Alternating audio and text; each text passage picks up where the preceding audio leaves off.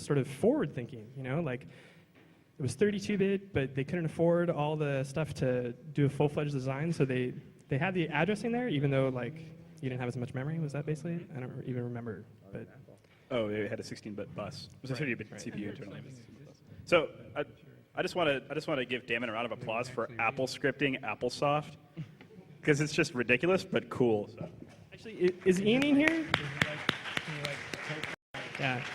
Yeah, you can do all that. Ian back there by Spoonem learned bitwise operations through an Apple II game, and I want to know the name of it, and I don't remember. Ian, wake up. By Spoonem.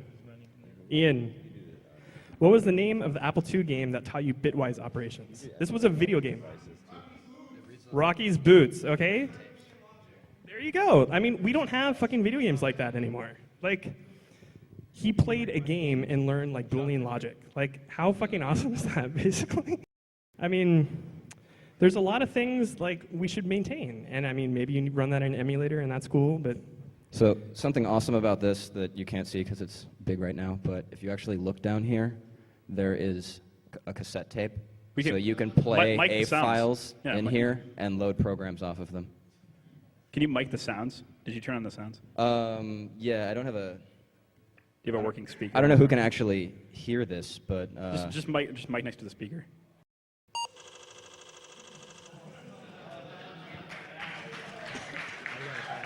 So on top of that, if you've got the setup button, this is the opening the computer.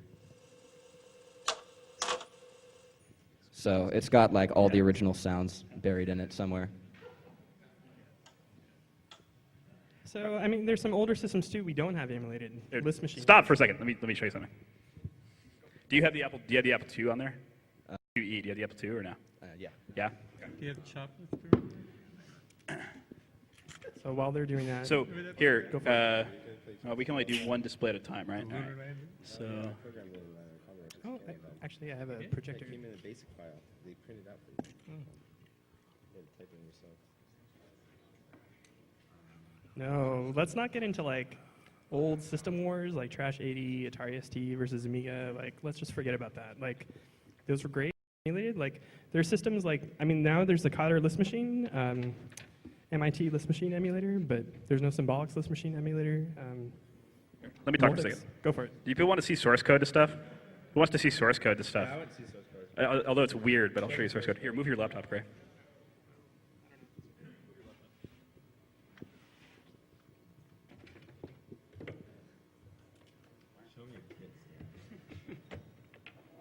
What's the source code?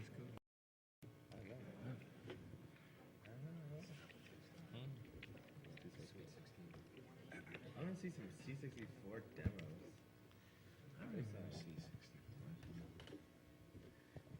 All right, while I wait for this to come up. Wait, what is that? No. Yeah. Chug it. The Mermaid Mac was different. They were All right, hold on a second while I clear up the screen here and see what I got. All right. Crazy. Do. Everybody can see this, yes? Sweet. All right. So, here, Apple II. Bink. All right. So Damon just showed you the 2E emulator. I mean, this particular emulator was written by a guy, Gerhard, who did a really good job. It's implemented entirely in C++. The actual emulator, the C6502, the 6502 and then 65CO2 is all done in C++, and he wraps an Cocoa interface around it. The one thing I wanted to show here is two things. One is we saw Abad's CFP submission earlier, and then I'm going to show the one that I did just purely because it has some relevance to the code I'm going to show. Let me find it.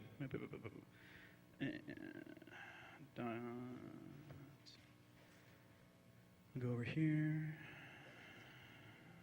Documents.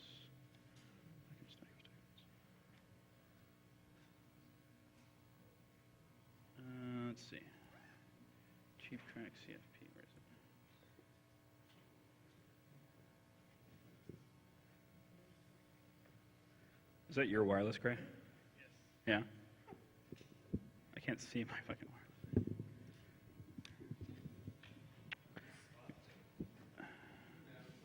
Yeah, actually, outlet, you're right. That's a good idea. Somebody is smart in the audience.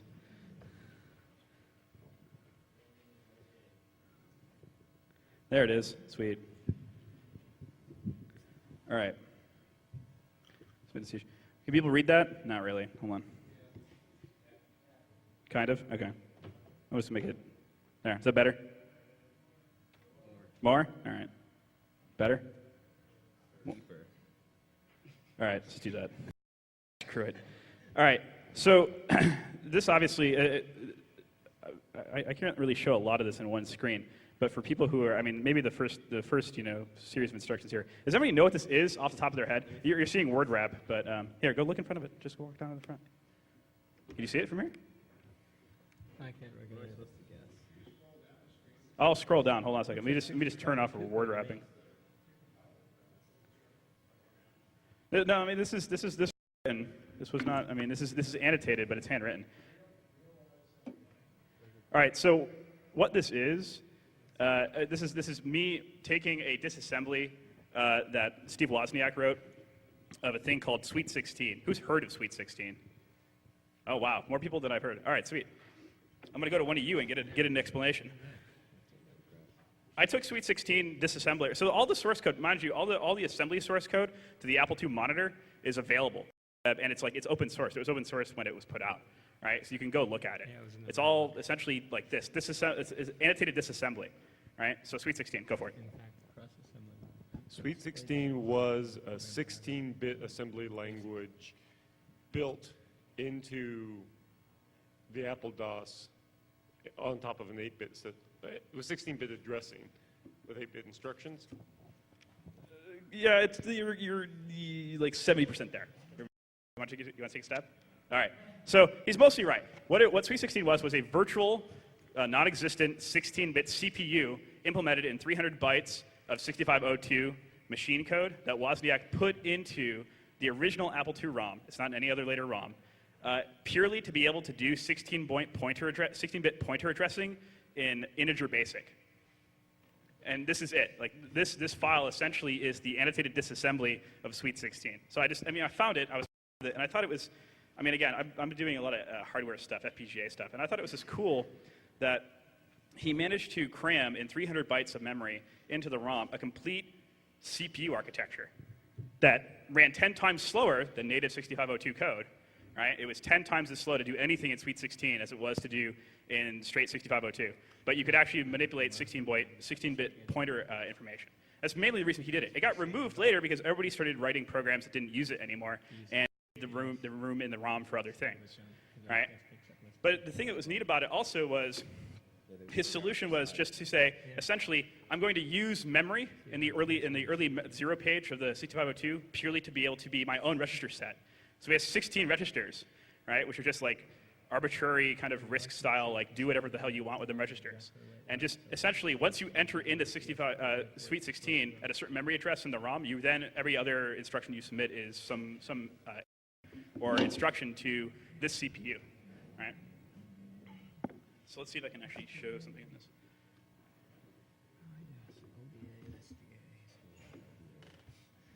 All right, let me go back over here. All right, so let's see. Apple II. All right, let's see if this works.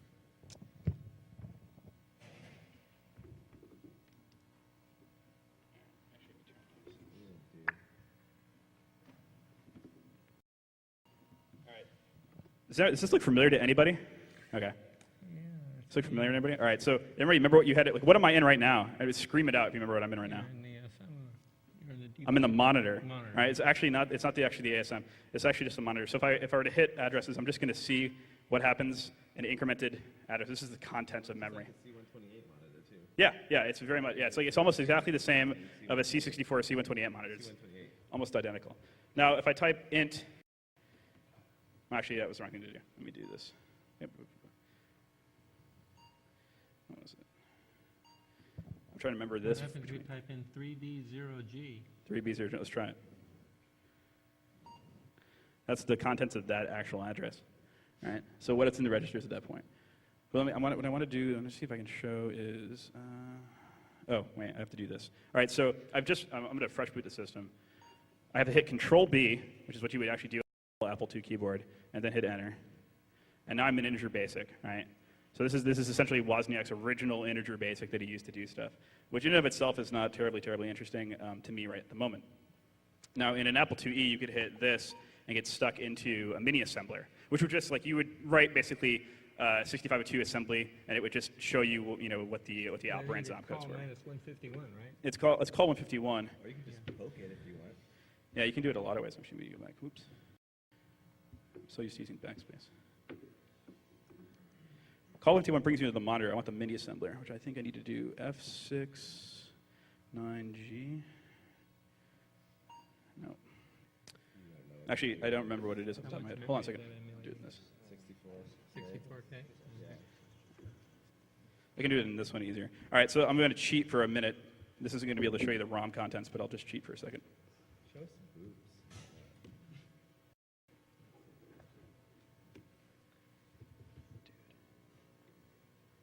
I'm loading. All right, sweet. So to get back into the monitor, which is what the Apple II drops you in natively, call 151, and then I can shortcut. All right, now I'm in a mini assembler, right? So I can do whatever would be normal. So I can do. Let's actually just. These instructions won't make any difference at the moment because the actual image isn't in the ROM, but. I wrote a text editor from the monitor. I used a lot of paper, especially All right. the target addresses. All right, so from here, let's just do this. So this first save instruction down here is where he saves the contents of whatever the contents of the current registers are, right? He manages to save. So it's just implemented, in this case, ASR save, which is labeled something. But just to show how this works in general, I'll do something simple, like, all right, so whatever the instructions would be to, like, say, load its immediate address. So, like, LDY pound $0. Right? Oops. It's giving me it. Oh, it's just oh, it's F6. One was typed in basic. That was homebrew computer. Sweet. He was doing it from hex. Yeah, that's how I used to do it. Yeah. Across C64 because there was no assembler. It was faster. Poke it all in. Yeah. You had to compile. You had to figure out all the opcodes yourself by And hand. they did it. Oh, wait. They did it during the random access period, or during the mapping period. So when the random access period came. All right. So the 1000 is just a label, right? It's just like where I'm starting. And then A500 which is A5 is the opcode for load A, load into, right? That's all I wanted to show. Do you want to show source code for Multics? I'd love to share that. I see Hikari over here. I think we might be running late. I do still want to do the giveaway, so maybe I know they have Let's a do the couple giveaway. announcements. Oh, 10 more minutes. Oh, awesome. Do the giveaways. Let's do some giveaways for those of you still here. So let's see. What do I have?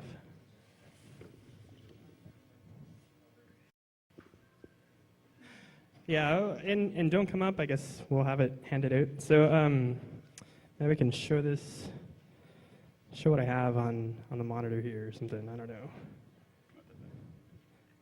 Or just the VGA.